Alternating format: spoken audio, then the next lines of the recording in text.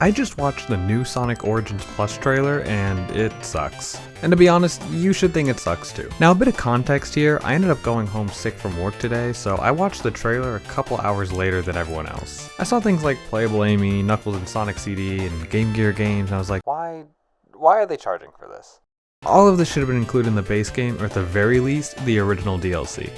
But before I get into that, let me give my brief thoughts on Sonic Origins as it currently stands. I think it's just okay. If this is your first time playing the classics, or you want a simple way to play Sonic 1 through 3 on modern consoles, it's an alright, if not overpriced way to experience the games. When they first announced Origins, I was going to get the game on Switch so I could finally have Sonic 3 and Knuckles on the go. But then all that shit happened with the version of the game, broken physics, annoying music. I ended up getting it on Steam, 100%ing it so I could say that I played it, and haven't touched it since. I don't really like to play Sonic 1 or 2 that much, but I'd rather play those on actual hardware or the mobile decompilations than go anywhere near Sonic Origins. For Sonic CD, I have the PC port, which is just fine, and for 3 Knuckles, I have Sonic 3 Air on my PC and phone if I want to take it on the go. I could even hook my phone up to a docking station and play on my TV if I really want that Nintendo Switch experience. I mention all this because there is no reason for me to go back and play Origins. I didn't do all the challenges because I didn't really want to. Those were the highlight of the game for me though, I will say. Not to mention that Sega is charging $40 for this stupid game, plus the extras. So a few months ago, these leaks for Sonic Origins Plus begin, and I really don't give a shit. Knuckles and Sonic CD. That's cool and all, and should have been a feature from the start, but really think about Sonic CD from a game design standpoint. Do you really think Knuckles is a playable character or something that game is like lacking? Yeah, Sonic CD is all about exploration and shit, but I don't know. His gimp jump and lower speed sound like they're gonna make time travel a pain in the ass. Playing as Knuckles in that game sounds awful, which is really saying something because I'm already playing Sonic CD. Unless they add some cool secret areas that only he can access like they did in Sonic 2, I don't see that being a fun way to play the game. Now, Playable Amy? Okay, that's something that could be cool. Especially Sonic CD. Like, how is that gonna work story-wise? Kinda curious how they're gonna handle her jump. Is it gonna be like Sonic Advance where you have to manually trigger her hammer? That made boss fights in that game especially challenging and a lot of fun. There's a lot of potential here, and I'm really curious to see what they do. Then there's the Game Gear games. Okay, I know this one's more of a personal take, but I really don't like the Game Gear games. Now, I'm not going to sit here and lie to you and claim that I've played through every single one. Of the ones included that I have played, most of these have better Master System versions that don't suffer from screen crunch. I cannot stress enough how much a game like Sonic 2 on the Game Gear goes from just alright to straight up unplayable on the Game Gear. Oh, but I've played Sonic 2 on the Game Gear a million times and I think it's fine. That's because you've memorized all the game's bullshit, out of nowhere enemy placement, and that stupid anteater boss. It's like, find me someone who has played Genesis Sonic 2 only once in their life, gets to the end of Metropolis Zone, and is like, wow, that was so much fun. Yeah, that person does not exist.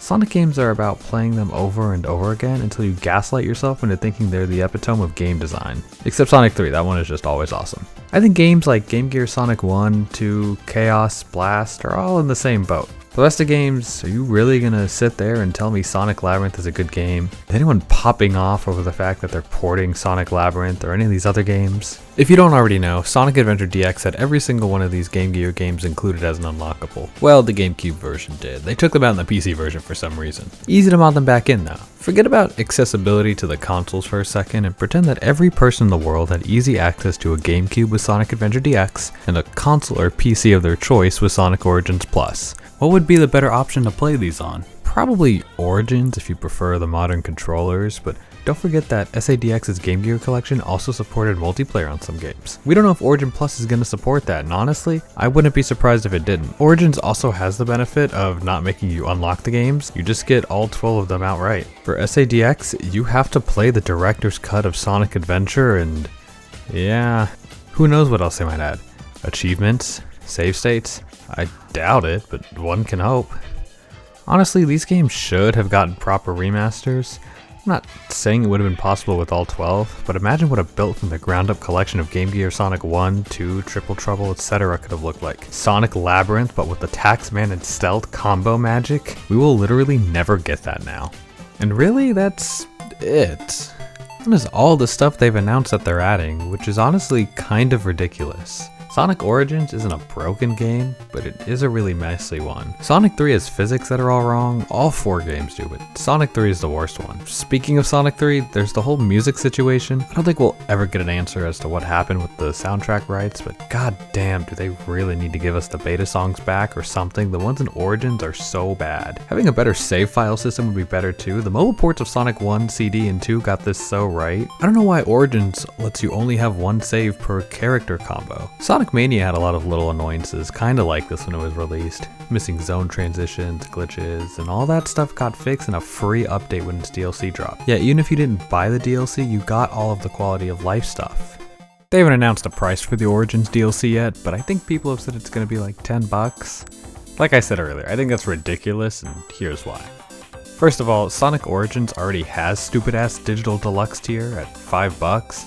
There's no way we should let Sega get away with adding a third tier on top of this. I'm not against the idea of DLC in games. I think it can be a good way for developers to get post-launch content and still make money off it. But I think all of the people that bought the digital deluxe edition for $5 extra are now going to get screwed over into buying the plus DLC if they want all this extra shit.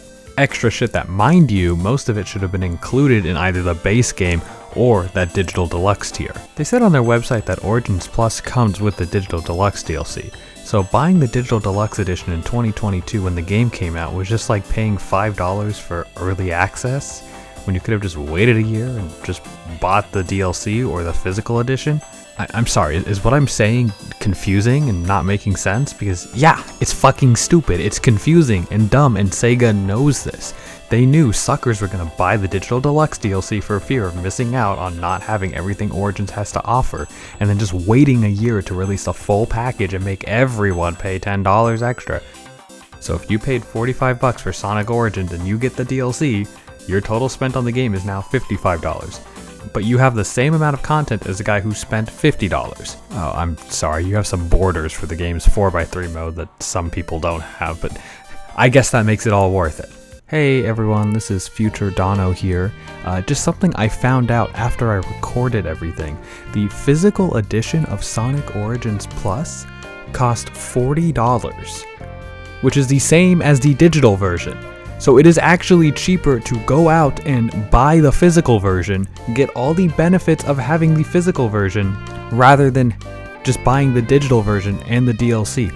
That is very backwards than the usual version. That doesn't make me too mad because I buy my games physically now, but like I ain't buying this shit. So no, fuck that. I changed my mind. I am mad. I know it seems dumb to get mad over like a $5 difference, but Sega knows what they're doing. It's predatory, it's anti-consumer, and it's bullshit.